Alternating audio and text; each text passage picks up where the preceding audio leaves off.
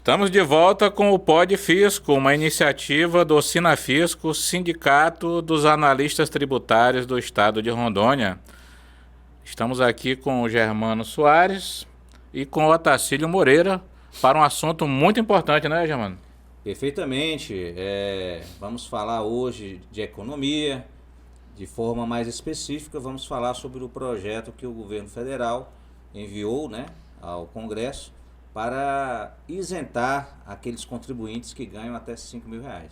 Seja bem-vindo, Otacílio.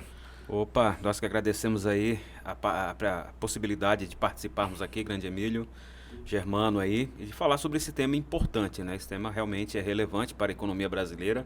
Nós, como economistas, sabemos, né, do efeito multiplicador, principalmente quando você beneficia camadas mais pobres, que realmente consomem no local, né, adquirem produtos da nossa região, do nosso país aí. Isso acaba fomentando muito a economia, né? A gente tem N exemplos aí de como essa proposta aí pode não só, né, além de beneficiar, gerar mais, ou seja, deixar mais renda no bolso desse público que é bastante elevado aqui, que a maioria, né, dos trabalhadores brasileiros não alcançam essa renda, né? Sim. E isso, com certeza, vai trazer um efeito muito importante aí. Tanto é que supermercados, os varejistas... Eu nunca pensei que isso fosse acontecer tão cedo. Pois é. De ter uma isenção tão alta, né? Exato, né? É porque há uma disputa de classe, né? Mas antes da gente passar para a matéria propriamente dita, Otacílio, fale um pouco de você, fale um pouquinho da sua trajetória. A gente aqui no Pod Fisco, a gente abre para o convidado falar um pouco mais da sua pessoa, né? Dos seus hobbies, né? De onde veio, o que faz hoje, seus sonhos. Pode ficar à vontade aí para fazer um breve relato aí da sua autobiografia. Então, vamos lá, né? Eu sou um paulista, filho de paraibanos, né? E que vim para Rondônia em 85, né? Perdi meu pai cedo aqui, né? Em 89. Diante de dificuldade, eu regressei para São Paulo, terminei lá meu segundo grau, até comecei meu ensino superior, mas acabei voltando para cá, né? Tendo que trabalhar. Aqui nós tínhamos uma residência, né? Voltamos para cá e começamos a fazer concurso, a trabalhar, né, no setor privado também. E em 97, né, já tendo trabalhado ali no setor privado, nós fomos aprovados no concurso do Tribunal de Justiça e também na Universidade Federal de Rondônia para cursar o curso de Economia, né? Onde me formei no começo de 2002, né?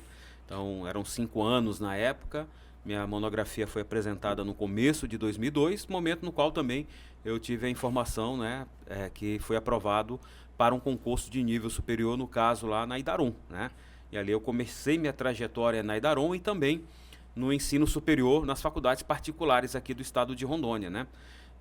E com essa experiência, né, no futuro, ali por volta de 2010, eu acabei passando também no concurso da Universidade Federal de Rondônia, onde estou até hoje como professor. Nesse momento, nesse período aí também anterior, né, ali de 2003 até 2008, mais precisamente, eu fui várias vezes professor da universidade, mas colaborador, substituto, né? E tomou gosto pelo ofício. Tomei gosto, já tinha tomado. A gente percebe que é uma paixão sua, com certeza, a docência. Né? E sempre fui envolvido nas causas, né, da atividade, da economia, né? Sou conselheiro, hoje, né, na verdade, desde o início eu sou registrado no Conselho Regional de Economia, onde hoje sou conselheiro e vice-presidente, né, do nosso conselho, junto com o nosso colega Júlio, e também sempre busquei estar dentro dos movimentos, né? No sindicato, há muito tempo eu sou sindicalizado, né, na ADUNI, e hoje sou o presidente, né, do nosso sindicato, né, a Associação dos Docentes aqui da nossa Universidade Federal de Rondônia. Você é atual presidente da ADUNI. Atual presidente da ADUNI. Representa os professores aí. Exatamente. Lá da Universidade Federal. Exato, já ganhamos algumas batalhas aí, sendo apenas sindicalizado, né? Sim. Como a questão da volta das nossas progressões que nos foram retiradas de forma ilegal. E agora nós temos uma batalha para recuperar os valores retroativos, né, que a universidade ainda não conseguiu repor. Nós temos vários professores ali que têm muito a receber. Então, estamos aí nessa luta, né, tanto pela melhoria da nossa categoria de economista, mas também pela nossa categoria enquanto docente, né? São duas categorias importantíssimas, a gente não pode deixar de ocupar esse espaço tão importante aí na luta, né? Eu e o Otacílio, nós somos contemporâneos, né? Exato. Fizemos faculdade na mesma época, né? Eu acho que era uma turma antes da Exatamente. dele. Então a gente, além de economistas, a gente é amigo, né? Somos amigos de longa data. E é um prazer, Otacílio, ter você aqui, né? Te admiro demais aí como professor, como economista. E tenho certeza que o debate hoje, Germano, E eu já vai tenho ser uma de alto pergunta, nível. Eu já tenho uma pergunta, Emílio. Vamos lá, vamos provocar e vamos debater. Porque é o seguinte, a gente, na verdade, espera uma mudança nessa tabela do imposto de renda há muitos anos, né? Exato. E especificamente essa questão da isenção de quem ganha até 5 mil, né? Foi inclusive promessa de campanha de ambos os lados. de ambos os lados, né? Eram 5 salários mínimos, né? Eu acho que o outro candidato. Né? Exatamente. Eram 5 O salários Guedes mínimos. falava em 5 salários mínimos. Isso. E aí estamos agora, finalmente chegou no Congresso Nacional, né? Essa proposta, né, de isentar, né, as pessoas que ganham até 5 mil reais, né, e como foi dito pelo professor Otacílio, vai ser algo muito importante para a economia, principalmente a economia local, porque essas pessoas deixam esses recursos, né, no estado, na cidade, né. Mas, por outro lado, professor, a gente vê dentro do Congresso uma resistência grande a esse projeto, né.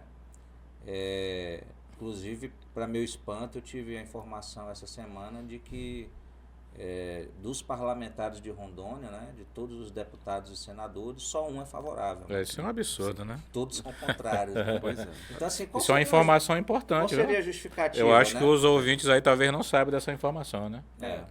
Com certeza, né? Como nós falamos aqui, eu acho que mais da metade dos brasileiros recebe até essa renda, né? Tanto no setor público quanto no privado. Então, ou até mesmo aí na profissional liberal que declara uma renda dessa, né? Então, Sim. você está alcançando um público muito expressivo. Então, isso é uma disputa política, né? Uma arena ali dentro do Congresso que não vai querer deixar o atual presidente estabelecer esse tipo de política para, né, na visão dos contrários ali, não angariar mais, vamos dizer assim, respaldo político para o ano que vem, que é um ano Mais de 10 eleição. milhões de pessoas vão ser alcançadas, né? Exato. Com essa nova medida, porque Com o certeza. governo ele estendeu para 2 mínimos, né? Sim. Esse governo que aí está. Atual. E agora vai passar para 5 mil. Isso. Então vai alcançar mais 10 milhões 10 milhões só de pessoas. trabalhadores, Isso, fora os isso. seus, né? Sim. Exatamente. Então, Aham. ou seja, é um público, é um número de pessoas muito expressivo, né? Então,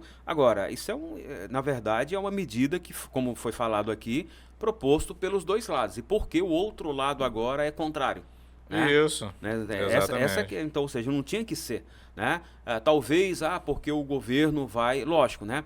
A própria lei de responsabilidade fiscal cria essa amarra, né? Se você descobre o pé, né? Se você tira, vamos dizer assim, se você isenta, né? Ou reduz uma questão tributária de um lado, você tem que compensar de outro. Sim. Né? E vai ter uma compensação. E essa compensação, é lógico, né? Tem que vir dos mais ricos, né? Que o Brasil é muito atrasado nessa questão de tributar, né? Dividendos, herança, alguns patrimônios aí que não são alcançados, como aeronaves, como embarcações Sim, de luxo. Não estamos falando nem que eu acho que vai ser um próximo passo aí, vai né? ser um próximo passo, né? Então, e até mesmo, de repente, majorar alíquotas aí para aquelas pessoas que Porque, na recebem. verdade, não faz sentido nenhum você não tributar quem ganha mais, né? Exato. Os países ricos, eles já adotam essa metodologia, né, Germano? Isso. Então, assim, nos Estados Unidos, salvo engano, a alíquota lá vai até 35%. Pois é. 35%, 37%,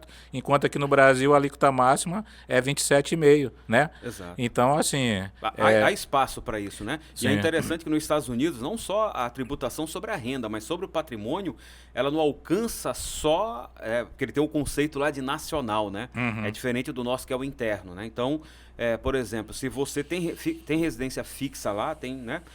E tem patrimônio e recebe alguma renda fora, a legislação norte-americana alcança até essa renda e esse patrimônio que está fora. Então, tem pessoas que recebem, por exemplo, que moram, brasileiro, que moram nos Estados Unidos e que tem um patrimônio no Brasil, uma residência que está alugada, a legislação norte-americana, Alcança, dentro né? desse conceito, alcança.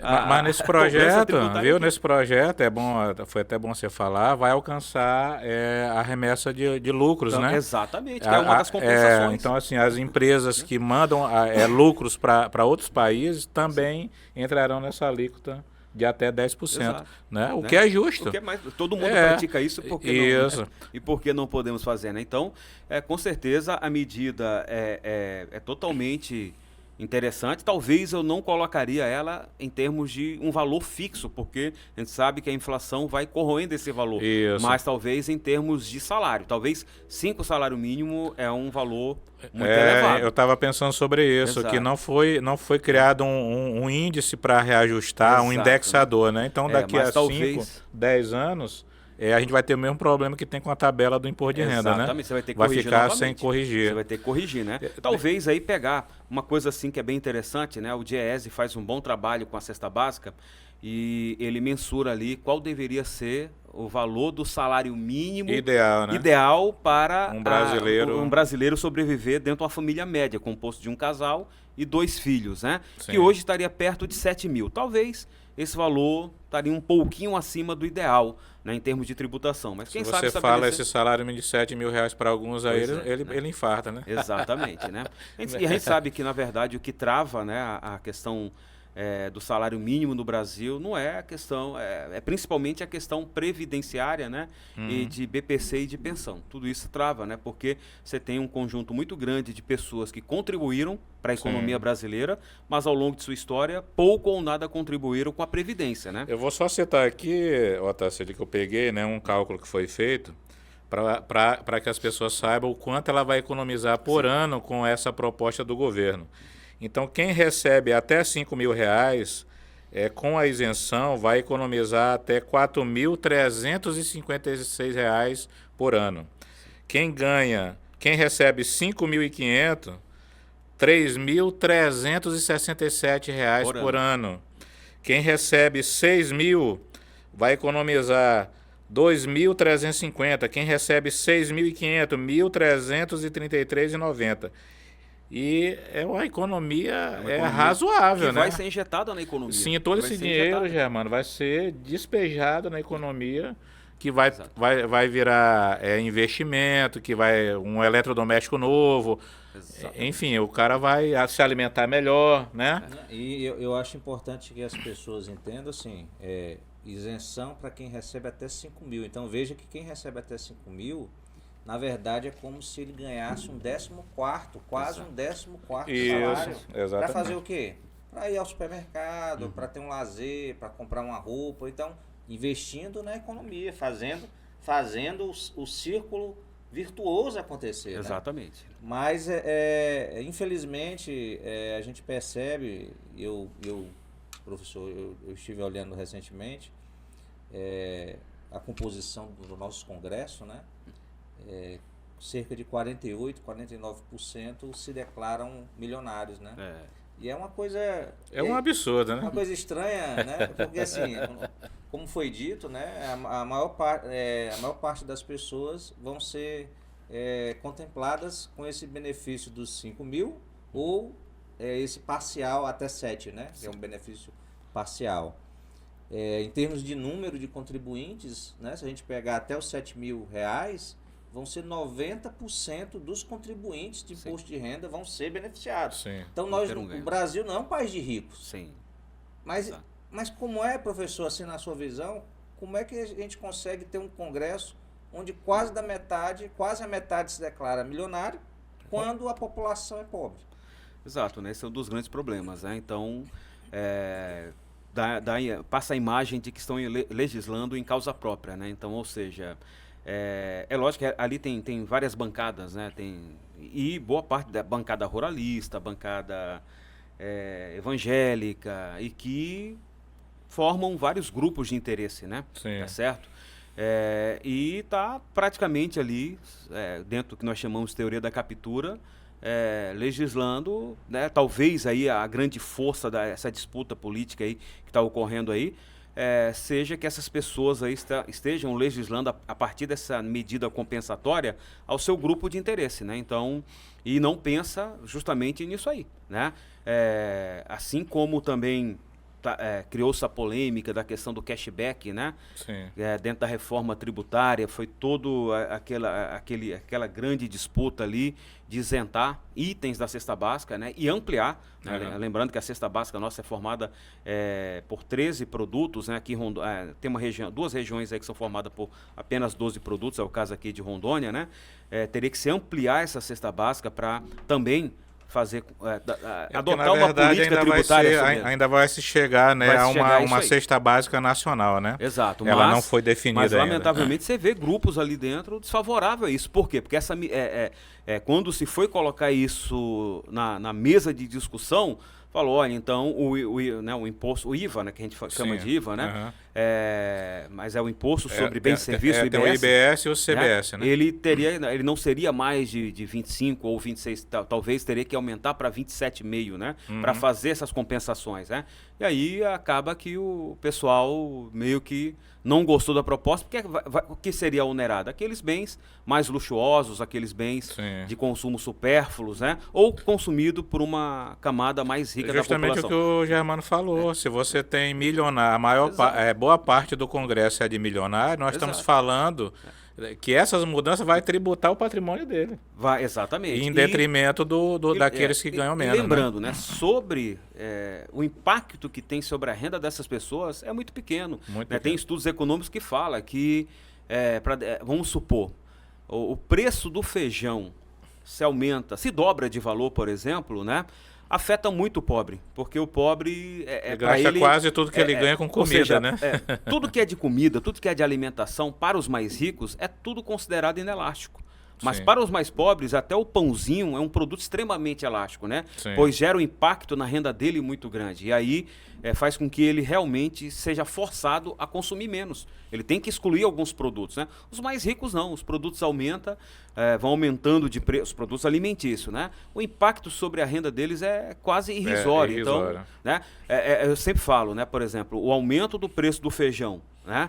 Para alguém pobre, né? É considerado ou seja, o feijão acaba sendo considerado um produto elástico, né? Agora, por exemplo, vamos pegar uma pessoa como o Neymar, que vai fazer uma festazinha ali, qualquer, no seu iate, né? E compra, por exemplo... Seu iate que não paga IPVA. Que não paga IPVA. O jatinho que não paga IPVA. O helicóptero também, que não mas paga. O cara da BIS... Exatamente. O cara da BIS paga IPVA e é caro, paga né? Tudo, exatamente. E o que acontece, né?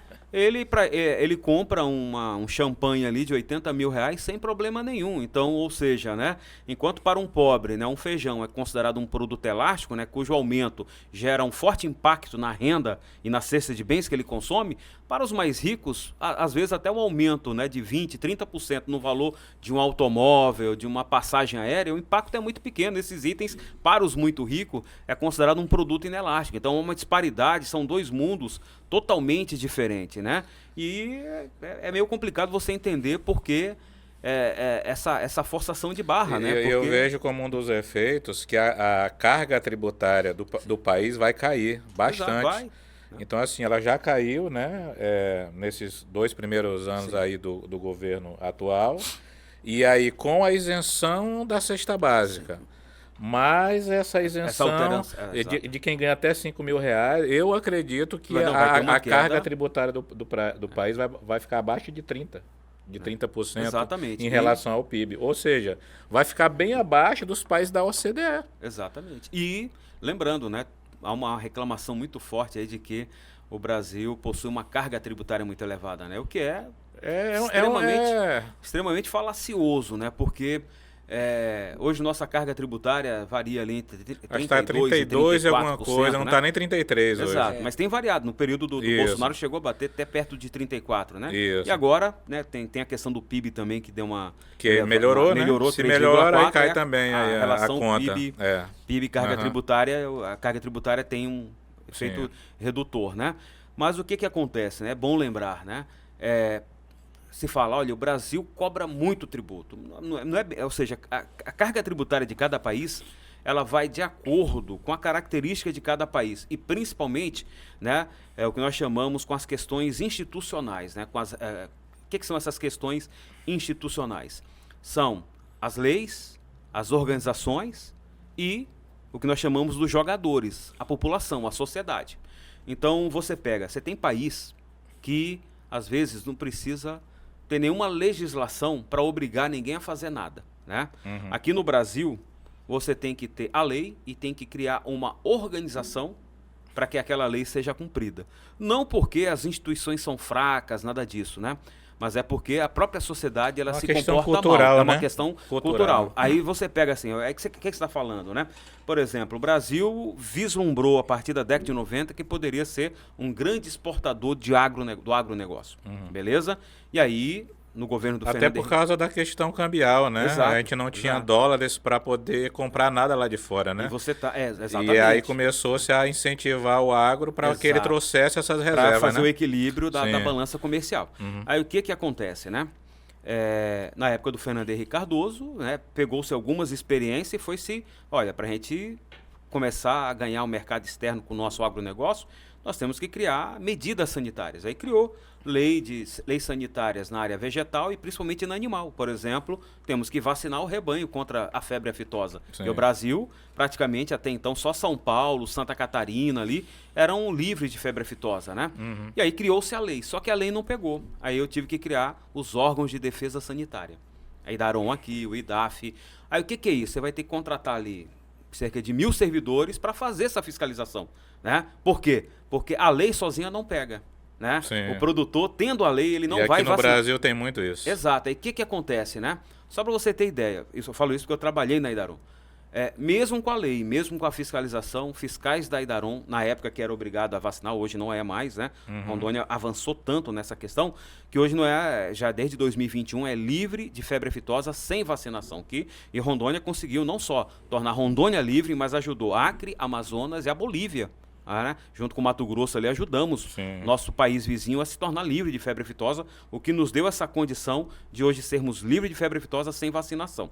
Mas o que acontece? Na época que era obrigado a vacinar, fiscais da Idaron iam nas propriedades e encontravam vacinas, né, enterradas, vacinas que não eram aplicadas no boi, porque a comprovação era via nota fiscal. Então, ou seja, eu estou falando disso aí. Você imagina outras inspeções sanitárias, né? Que nós temos aí vigilância sanitária do Estado, da União, todo um conjunto ali. Aí você tem industriais que colocam produto diferente ali no leite. Tivemos casos aí de papelão na carne moída.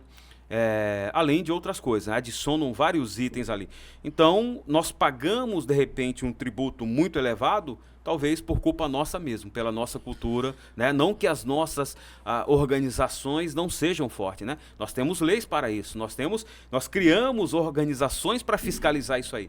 Só que mesmo assim o brasileiro ainda dá aquele jeitinho de malandro ali, que lá na frente vai se voltar contra ele mesmo, tornarmos, né, um país aí com alta carga tributária para pagar toda essa estrutura, né, por culpa nossa mesmo. Então, lamentavelmente, Eu essa é acho uma que era das bom a nossas gente realidades. falar para os que estão ouvindo, Germano, que de onde vai vir essa renúncia, né, o dinheiro da renúncia dessa isenção até 5 mil reais, na verdade vai beneficiar até quem ganha 7 mil reais.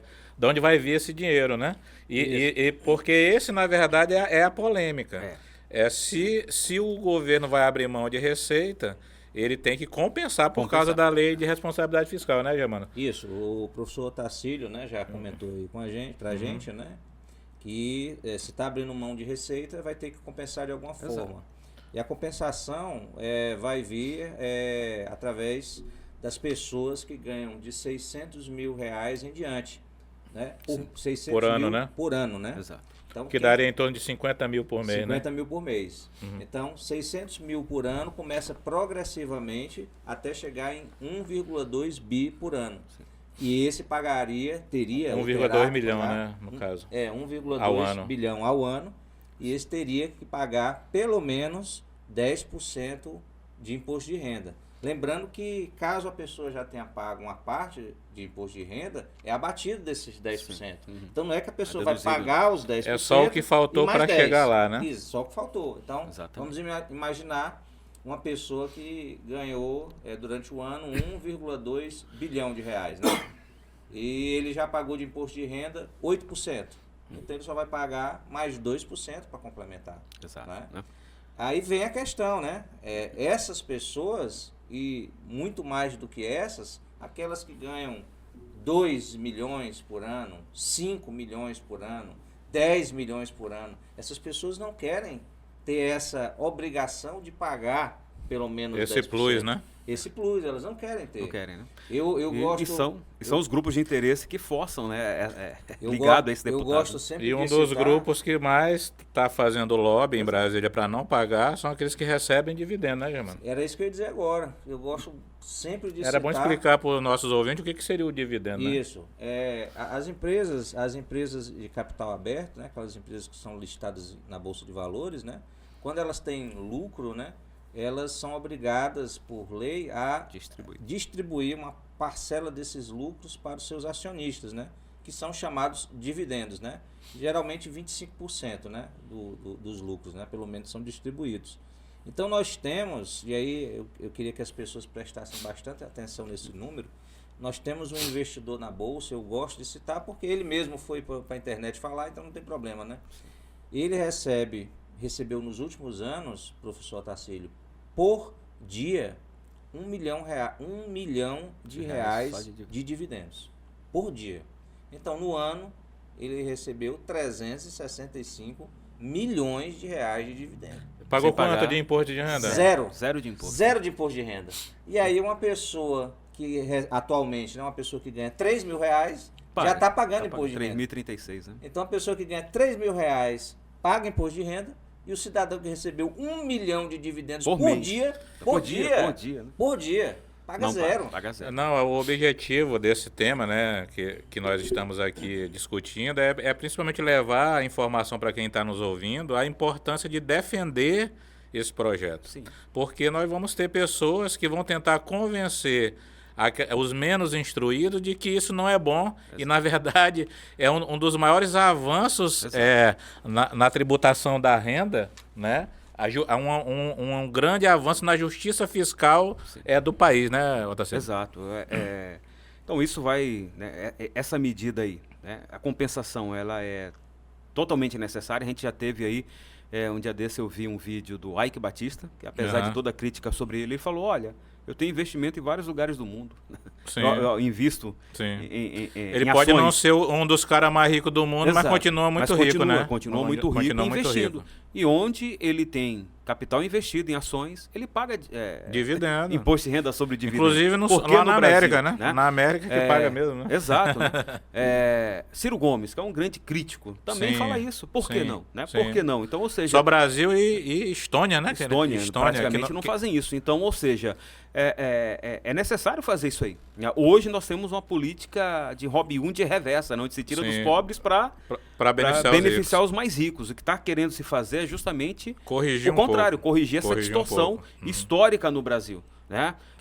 Onde os mais ricos têm uma carga tributária muito baixa e a carga tributária maior está sobre milhões de brasileiros que paga assim um pouquinho ali, mas sobre a renda dele é um efeito muito elevado, né? É altíssimo. O percentual é altíssimo, né? Sim. E essa retirada de tributo dessa camada aí gera um impacto muito grande sobre eles, né?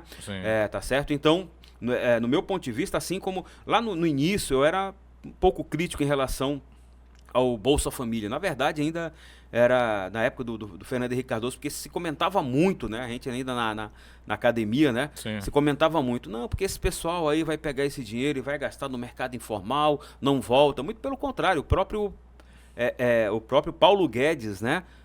Ainda quando ministro, reconheceu que o Lula fez uma política e com 10 bilhões conseguiu injetar 40 bilhões na economia, porque é o efeito multiplicador da política, né? Sim. É o efeito multiplicador. Para essa medida vai ocorrer a mesma coisa, porque esse público aí que vai deixar de pagar imposto de renda e todo mês vai ter esse dinheiro disponível né, vai no seu consumir bolso, mais, vai consumir mais, né, tá certo? E olha que que vai interessante. aquecer o comércio, que vai Exato. aquecer a indústria, que vai fazer o Estado arrecadar Exato. mais. Então é um efeito. E aí você tá vendo aí a BIAC, né, que é o pessoal da área, o pessoal do supermercado, até mesmo o Luciano Hang, que é favorável, porque ele sabe muito. O Rocha, né, do grupo Riachuelo, sabe que isso é bom para Pessoas eles. vão pra lá, né? Vão Sim. para lá, vão comprar neles, né? Sim. Então, ou seja, agora, o que acontece, né? O que faz com que haja esse lobby? Talvez o principal fator seja essa compensação em relação aos dividendos, porque nos outros não tem explicação, né?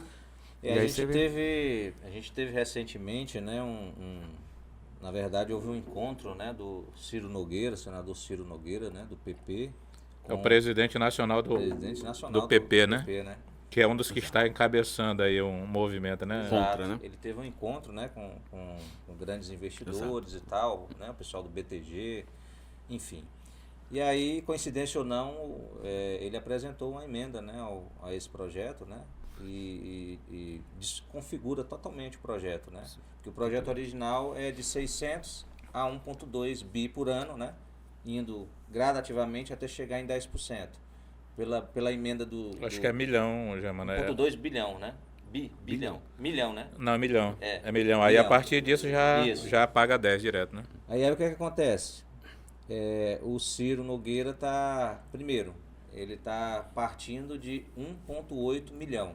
Então já não é de 600 pra mil, cima. é de 1,8 milhão.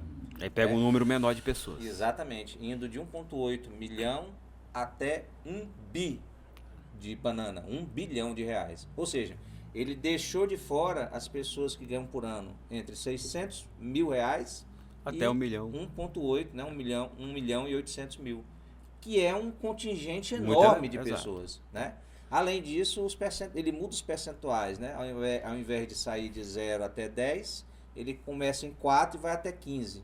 Só que os economistas já fizeram os estudos e viram que essa emenda do Ciro Nogueira, caso seja efetivada, ela vai justamente prejudicar os recursos que viriam para compensar. E aí o governo vai ter que arranjar outra fonte, né? porque Outra ele fonte. não pode renunciar à receita, né? Exato. Só né? para dar o número, pessoal, com essa mudança, né, caso ocorra, né, isenção para aqueles que ganham até 5 mil reais por ano, né, vai ser uma renúncia de 25,7 bilhões de reais.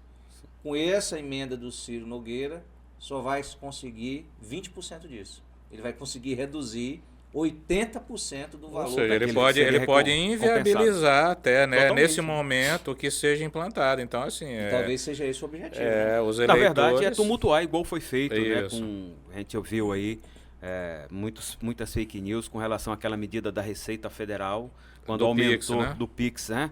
Que, ou seja, é uma grande besteira, né? Porque o Banco Central tem um controle de tudo sobre Tudo. isso aí. E não é o Banco Central de agora, não. É só lembrar aí que o ex-presidente do Banco Central, o Campos Neto, ele, durante a sua presidência, ele rastreou várias situações e quando foi solicitado apresentou dados, por exemplo, de como as pessoas que recebem Bolsa Família estavam gastando com bets. Ele sabia disso aí. Então, Sim. essa ideia de que não, porque eu não quero ser monitorado, isso é uma grande besteira, porque né? já é há monitorado. muito tempo. Então, Aham. isso é uma grande besteira. E deve ser, porque eu acho que por exemplo, você deve rastrear para ver como essas pessoas, principalmente que é beneficiada por esse tipo de política, né? O governo deve ter uma noção, não para pegar e punir lá na frente, mas para criar políticas que minimizem esse impacto. Então, olha, eu estou dando concessão para esse pessoal, isentando o imposto de renda, mas como eles estão gastando esse dinheiro, né? Sim. Talvez seja de interesse do governo para ver se a política está dando resultado ou não, e lá na frente mude, né? Olha, se está dando resultado, beleza, o pessoal está gastando bem, corretamente, dentro do Brasil, a gente tem dados sobre isso já desde o Bolsa Família, né?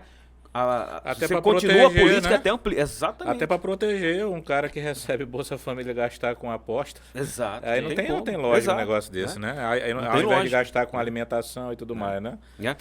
A própria Bolsa de Valores, a B3, ela apresenta estudo, porque ela sabe, olha só, a B3 sabe que o quanto de investidores, né, em títulos negociados lá pela Bolsa de Valores, pela B3, perdeu, né, para essas apostas. A B3 sabe disso aí. Sim. E ela apresenta dados sobre isso. Então, ou seja, monitorado já somos. E esse monitoramento é interessante, não para pegar e criar punições, tal, nada. É para, de repente, alterar a política e ver se, assim, e avaliar a política pública. Até porque hoje há a determinação da lei que toda política pública deve ser avaliada, o impacto dessa política pública, né? E se o governo não monitorar, que já monitora, diga-se de passagem, eu não tenho como saber o efeito daquela política na sociedade. É porque assim, o meu sentimento, e eu já falei muitas vezes sobre isso, né, em algumas discussões, o brasileiro ele tem uma cultura da sonegação. Sim. Ela faz parte. Inclusive tem gente que acha bonito sonegar. Então, por exemplo, nós três aqui somos servidores públicos, nós não conseguimos sonegar nada. Exatamente. Então, assim, na verdade, essa pessoa, quando está se vangloriando de sonegar, ela está tripudiando daquele que recolhe na fonte. Exatamente. Então, por exemplo, nós temos pessoas autônomas que ganham muito mais do que nós. Sim. Pessoas que consertam carros, que consertam aviões, que, enfim, fazem uma série de serviços aí que são bem remunerados e que ganham muito mais do que nós, mas quando ele vai declarar, essa renda não existe, essa renda não é apreciada pela Receita Federal. Então são pessoas que acabam também desequilibrando o sistema todo, né? Exatamente, né? E como você falou agora, a questão do servidor público, né? Nós estamos acompanhando. Você pega no magistério superior, tem muita gente que já não quer mais ser professor. Nós temos professores hoje, não são poucos, não.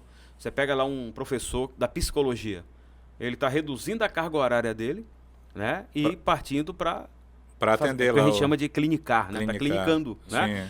Nós temos professores de administração, do direito, o direito, por exemplo, nosso ali, há muito tempo, já vem perdendo professores, que é o chamado DE, para ter 40 ou ter 20. Por quê? Porque eu não consigo me manter. Então, o que eu vou fazer? Você somente ter 20, dá 1 a 2 disciplinas por semana e vou advogar, porque para mim não compensa. Hoje nós temos professores que são da administração, que estão fazendo direito, porque, olha, para mim não compensa mais ser professor, porque a renda está achatando.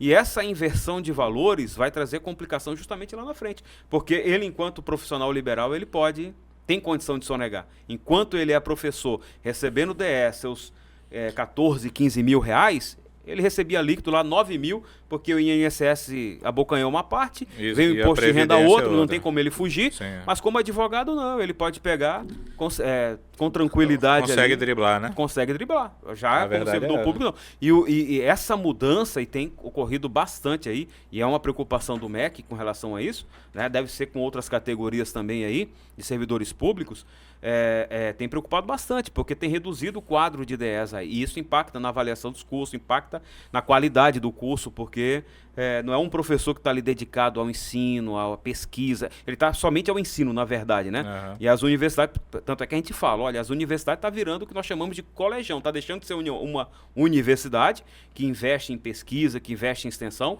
e só tem o professor aulista, né? Que vai lá dar aula dele e vai embora, e nem conversa com o aluno, não faz as suas extensões, não orienta nada e vai embora, né?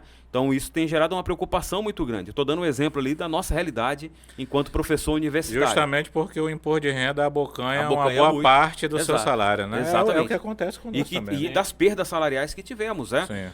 Nós tivemos aumento até 2019 por conta de um acordo ainda do governo Dilma. Não conseguimos fazer nenhum acordo no governo do Temer, né, no resto ali do governo Temer, nos 2 anos, e muito menos com o governo Bolsonaro. Não tivemos nenhuma rodada de negociação. Uma curiosidade sobre o imposto de renda é que a tabela, a última vez que foi corrigida também, foi justamente em 2015. Era aí que eu ia chegar. Foi em 2015, né? Exato, em 2016 a Dilma se retirou. Ela foi, eu acho que a presidente que corrigiu praticamente todos os anos. Exato. Até sofreu impeachment em 2016. De 2016 de 2016 até esse governo assumir, nós não tivemos nada. Nenhuma correção. E a correção que houve agora foi parcial. Exato. Foi para quem ganha até 2 salários mínimos, né? 3.036. Agora vai estender para quem ganha até 5 mil, mas nós continuamos de fora, né? Eu ia chegar justamente nisso, Emílio. Então a perda foi dupla, né? Porque salário estagnado, sem mudança na tabela do imposto de renda, né? Então aquele professor ali que Tem professores que têm 2 empregos que tinha que pagar 3 mil, estava pagando 5 mil, 6 mil, quando ia Sim. fazer sua declaração. E aqueles que chegava até, que tem família, que a mulher é dependente dele, o filho é dependente, paga escola, paga plano de saúde, e conseguia, na declaração de imposto de renda, restituição de 4, 5 mil reais, estava tendo 2.500. Era uma realidade até agora. Então, é necessário, porque a perda estava vindo dos dois lados. Agora, nós estamos conseguindo conversar, pelo menos para reduzir um lado da perda, né? Que é um reajuste salarial que nós acabamos de ter agora em maio, né? Relativo aos desde Sim. janeiro para cá, que foi um aumento de 9%. Tá até comentando com o Germano que é compreensível quando uma parcela da sociedade é meio revoltada com o governo de esquerda, né? Sim. Ou de direita, porque todos eles acabam esquecendo esse miolo aqui, né? Essa renda aqui. O cara nem é rico, mas também ele não passa privações. Então, por exemplo, nesse momento, quem ganha acima de 7 mil reais, ele não está tendo benefício algum, né? Ele vai continuar pagando a mesma coisa. Não tem correção da tabela do imposto de renda para ele. Então, acaba sendo os formadores de opinião. Exato. São os jornalistas, os advogados, os juízes, os promotores, os médicos. Então, há uma revolta desse grupo com os governos que já vieram. Porque ou você ajuda os mais realmente necessitados, ou você dá benefício para os que são realmente ricos, né? E aí a gente espera, né? Eu espero que um dia olhem por nós, né? Eu vi um comentário recentemente, eu achei interessante, né? Talvez o que ajude, infelizmente, o que ajude a fazer com que medidas como essa tenham dificuldades para serem implantadas, né? Estou me referindo a essa da isenção, né? Aqueles que ganham até 5 mil. É que nós temos pessoas, como o Emílio falou, né? Que não são ricas, né? Mas uma boa parte delas se sentem ricas, né? Exato, né? Então isso é um fenômeno também interessante. Interessante no Brasil, né? É um assalariado, mas que se sente rico, né? É um assalariado que tem alma de rico, né? E eu vi um cidadão uma vez falando assim, ele é o pobre master, né? Exato. O pobre master, né? Porque ganha um pouquinho a mais, mas se sente rico. Quando falar... Se viajar para Flórida, meu parceiro, para viajou- Miami, se ele fez conhecer uma Miami e viagem, voltar, ele não fez uma pisa mais nem viagem. no chão, né? Quando não se pisa fala mais nem no em, chão. justamente esse pessoal, quando se fala em tributação sobre herança, ele acha que aquela casinha dele ali, que não tem, tem um valor muito baixo, também vai ser tributado, vai sofrer um tributo muito elevado, o que não vai ocorrer, porque Não, também não vai. no imposto sobre herança há um efeito, há uma medida progressiva, né? Ou seja, Sim. há uma carga tributária, há uma alíquota maior para aquele patrimônio mais elevado, como Sim. ocorre nos Estados Unidos. Sobre os dividendos, é uma parte que realmente me interessa assim, muito, né? Porque quando se falou em tributar dividendos, né? Aí o pequeno investidor ficou desesperado, né? Não, mas como vai tributar os dividendos, né? Aí o Ciro Gomes, inclusive, também, né? Ele falava, mas meu querido, é para quem ganha a partir de 50 mil reais por mês de dividendos. Para você ganhar 50 mil reais por mês de dividendos, você tem que ter assim, Alguns milhões. no mínimo 6 milhões. Alguns milhões. 6 milhões investidos na bolsa, então não é de você que a gente está falando. É que, na verdade, a né? pessoa não consegue, não compreende como vai ser cobrada, né? Inclusive, o objetivo aqui é a gente tentar elucidar um pouco aí, né? Sobre essa questão. E acaba sendo devorado pelas fake news aí, pelas o mentiras cara que vai são embora do país. Vai para onde? Para os Estados Unidos? Pois Lá o é couro come mais, 35%, chega a 35% o imposto. E o imposto sobre herança pode chegar a 40%. Exato. Aqui no Brasil, acho que o teto é 8%, né? 8. 8%. Então, por exemplo, você tem um patrimônio quando você morre, na hora que você deixa para os seus herdeiros, é até 8% é o teto. Lá nos Estados Unidos, você pode ser abocanhado em 40%. Vai para os Estados Unidos, então. Voltei falando, mesmo se o patrimônio dele estiver aqui no Brasil. Sim. Porque E eu esqueci de comentar, professor, quando o senhor falou sobre isso, né? Tá lá nos Estados Unidos, mas tem patrimônio no Brasil, alguma renda no Brasil, é tributado lá também. Eu vi um humorista, né, que faz stand-up, né? que está lá nos Estados Unidos, e ele estava dando esse depoimento. É o Rafinha Bastos. Isso, né? eu estou pagando 2 vezes. Sim. Ele falou, estou arrependido de ter fixado residência. Enalteciam os Estados Unidos até ir morar lá, né? Exato. Ele foi para Tem lá aquele menino também do O Monark, podcast, né? o O Monark, Monark, vi ele chorando esses dias. É tudo caro, É tudo nada é de graça aqui nesse país. Pois é, então acho que o pessoal tem que experimentar. E agora com essas medidas do Trump lá, o negócio tá pegando, né? Tá pegando bastante, né? Mas e vai trazer efeito bastante, né? Aí o desespero do Trump não é nem a questão de balança comercial, né? A gente, só para também desmistificar um negócio aí, né? O grande problema do Trump é a questão das transações correntes, né? O pessoal falando, que a Starbucks está falindo no Brasil. Não é que ela está falindo, é que o Brasil está criando suas próprias cafeterias. Sim. E eu acho que demorou até. Demorou. Né? Demorou. Vamos pegar o outro lado. A Suécia não planta um pé de café. É a dona, né, da Starbucks. Exato. Né? Aí a outra, né? Mas a Starbucks tem sede nos Estados Unidos, né? Sim. Aí você pega a questão do também, o McDonald's já reduziu não sei quantas, 200 e tantas lojas no Brasil, e as que sobraram tá vendendo menos. Estamos montando nossas próprias hamburguerias. Sim, artesanais de né? muito melhor qualidade, né? E temos até a hamburgueria nossa daqui que já está saindo do Brasil, montando franquia lá fora. Então é isso que ele está desesperado. Ou seja, quando você compra um McDonald's, você está pagando 25% daquele seu lanche para o governo americano. Sim. E aí, com a saída, com a redução do número de lojas, o problema não é a balança comercial. O desespero deles é isso. A balança comercial para eles nunca foi algo relevante, porque eles ganham muito na balança de renda e na balança de serviços. Serviços, né? Serviços, então, é astronômico, né, o valor. Né? O que a Google, Facebook... Tudo, exato. Né? Licenciamento... por isso que a corrida em rumo às IA, né, as inteligências artificiais, está sendo uma coisa assim alucinante. Porque quem detiver essa tecnologia, a melhor tecnologia, ele vai vender para o mundo todo, o moço vai despejar trilhões lá dentro da economia dele. Não na balança comercial, na balança de serviço, tá pagando enquanto isso, o Brasil está preocupado com commodities, exatamente, cara. Isso é revoltante, né? Ao invés de estar tentando colar em quem está na vanguarda, né? Quem tá rico de verdade, quem realmente atrai as riquezas, a gente fica discutindo coisas primárias, né, cara? Exato. Temos aí uma estatal que produz semicondutores que estava para ser privatizada. A Embraer também, que agora está uma das estatais que mais rende, né? Sim.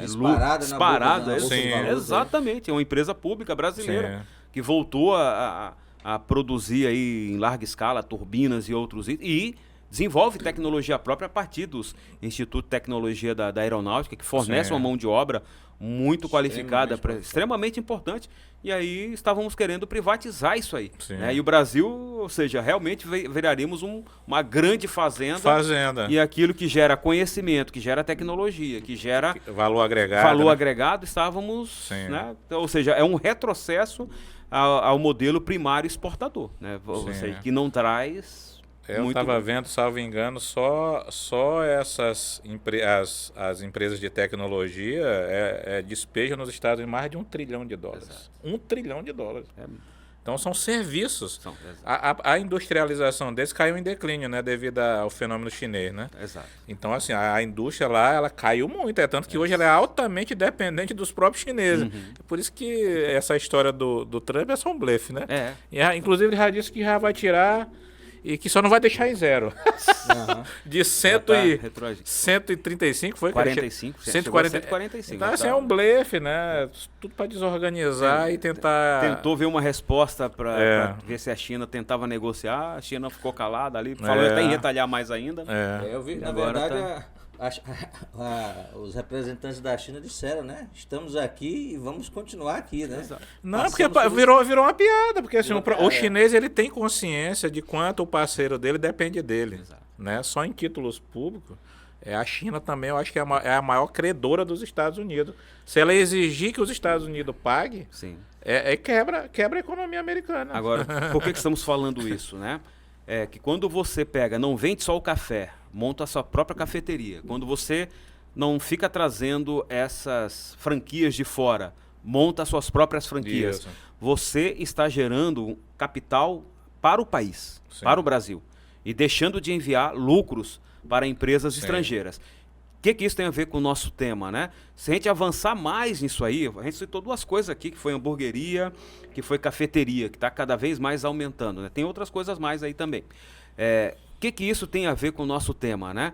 Quando nós expandirmos isso aí, deixarmos de ter vazamento de dinheiro, mais dinheiro será ficado aqui no Brasil, você está gerando... Reinvestido aqui. Né? Reinvestido no Brasil, você está gerando, por exemplo, uma mão de obra qualificada, que recebe um salário muito melhor e tem condição de pagar o imposto de renda, e nós vamos ter condição lá na frente de cada vez mais isentar aquele mais pobre, aquela porque pessoa. O volume arrecadado vai aumentar muito, né? Então, por exemplo, vou te falar um exemplo aqui, né? Nós compramos uma bolsa para o nosso filho, uma mochila, um estojo, uma camiseta que vem um personagem da Marvel, da DC.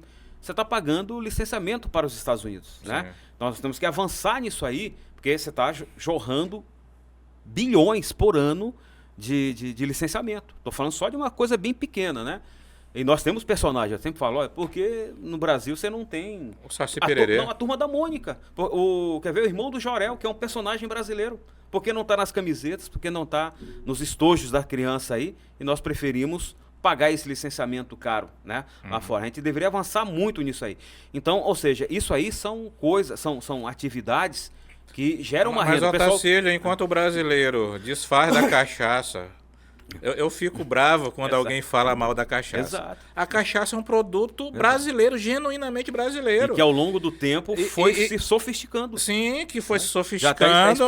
Os gringos adoram, mas a pessoa xinga a cachaça. Aí vamos falar lá. Aí prefere enaltecer o uísque escocês, o uísque americano, a tequila, a vodka, né? Mas é um produto, nós temos um produto brasileiro. Vamos pegar, é conhecido no mundo, né? Vamos pegar a nossa cinematografia, né? O filme Ainda Estou Aqui, o pessoal criticando. O que isso traz de bom? Traz.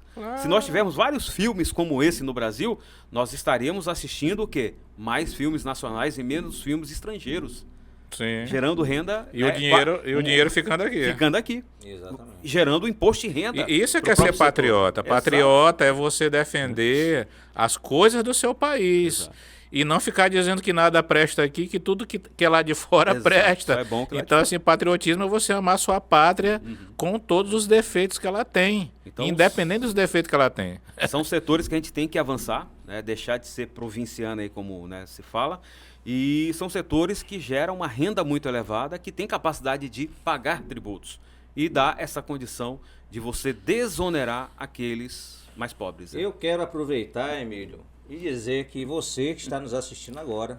Ali naquela câmera. Você que está nos assistindo agora... Preste atenção. É mais um episódio do Pod Fisco, uma iniciativa do Sinafisco, Sindicato dos Analistas Tributários da Receita Estadual do Estado de Rondônia. Estamos falando sobre o imposto de renda, isenção para aqueles que ganham até R$5.000, mas estamos tendo uma visão bem ampliada desse assunto, graças ao nosso nobre convidado, doutor, professor Otacílio, e é um prazer estar aqui, Emílio. Eu acho que nós vamos agora encerrar, né, Otacílio? E aí a gente faz aí as nossas considerações finais sobre essa questão. A isenção para quem ganha até R$5.000 é bom e por quê? Em apenas 5 minutos aí para... Então, a isenção, né, eu até considero que deveria ser um valor baseado ali em 3,5 salários mínimos ou 80% do valor que o DIEESE considera que uma família média necessita para se manter, né, porque você não precisa ficar corrigindo constantemente, já isentaria um valor, né, bem correto ali, e não teria que ter essa constante briga que já estamos tendo agora. Ou seja, daqui, igual você falou, Emílio, daqui 3, 4, 5 anos, vamos ter que fazer todo esse debate novamente para aumentar de 5.000 para 7, 8.000. Né? Isso. Então, talvez colocasse esse valor. Vai ser extremamente importante para a economia. Né? Não é à toa que o setor de varejo... Mas dá tempo de emendar ainda, viu? Eu acho que dá tempo de fazer uma emendazinha, exato, né? apesar Dá de para que... amarrar ali. Vai ser fundamental, porque você está realmente fazendo o que a Constituição determina, né? O caráter progressivo e regressivo da questão tributária no Brasil. Você tem que desonerar aqueles que têm menor capacidade de pagamento. E tem que compensar isso onde? Um sistema progressivo e não regressivo. Exato, né?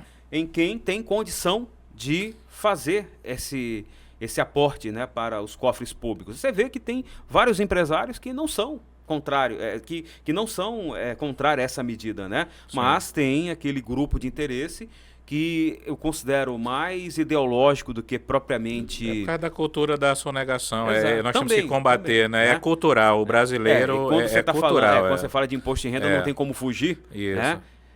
Mas é extremamente necessário, né? Pois, principalmente pelo que falamos, já temos a experiência do Bolsa Família, que gerou um efeito multiplicador muito importante na economia. Né? Talvez, até mesmo lá na frente, com essa medida aí, haja uma necessidade cada vez menor de se criar novos mecanismos de auxílio, né, de transferência de renda para o trabalhador brasileiro. Né? Mas assim, a medida vai ser fundamental, pois o efeito multiplicador esperado dessa medida vai ser muito grande, vai ser bom para o comércio local, vai ser bom para a economia do nosso estado, né? Vai movimentar bastante os mercados, né? Quando falamos de mercados, não é um supermercado propriamente falando, vai movimentar o centro de Porto Velho, né? Os nossos 3 centros, né? Jatuarana, 7 de setembro ali, comércio, o entorno, vai aquecer, o shopping, indústria. né? Exatamente. Então, você tem essa possibilidade, né? Você vai possibilitar, por exemplo, quem ganha 5 mil. Hoje não tem condição de ter, às vezes, uma moto, um meio de transporte próprio, né? Sim. Quem sabe daí lá na frente vai possibilitar esse pessoal que ganha 4, 5 mil reais a adquirir as minhas previsões é de que a taxa de juros ela se reduza, né? Passe a cair em determinado momento aí.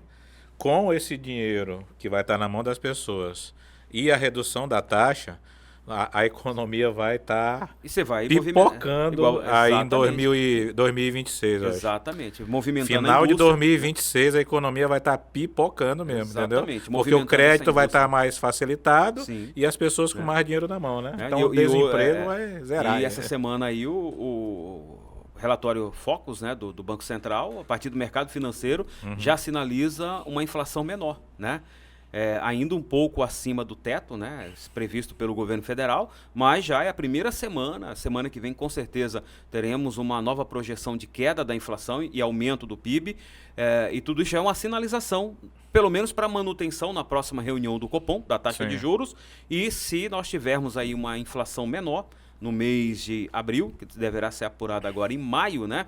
A expectativa é 0,44, talvez o Copom vai até já reduzir 0,25% a taxa de juros, o que é esperado que não é só bom para o empresário que tem capacidade de investir, mas é bom também para quem quer comprar a prazo, um financiado, uma moto, e com essa medida aí no futuro vai ter condição. É que depende um pouco da loucura do Trump, né? Mas vamos ser otimistas de que as coisas vão voltar para o trilho, né? Germano, suas considerações finais aí. Emílio, prazer essa retomada do Podfisco, agradecer ao professor, doutor Tacílio, foi uma honra recebê-lo aqui conosco e de fato o objetivo é esse, né? O objetivo do Podfisco é trazer informação de qualidade e não há como fazer isso sem trazer convidados de alta qualidade. Foi um prazer estar com você. Opa, nós que agradecemos aí. Quero agradecer a todos que ficaram conosco até esse momento. Realmente foi um prazer, Otacílio, te receber aqui. É sempre uma alegria, né? Você, além de ser amigo pessoal, você é um cara que realmente acrescenta muito nas discussões. Sempre muito bem informado. Se você não está inscrito no nosso canal, se inscreva. Acione o sininho, não é isso, Germano? Acione o sininho de notificações para estar sempre recebendo os novos vídeos. Em breve estaremos de volta. Um abraço e até a próxima.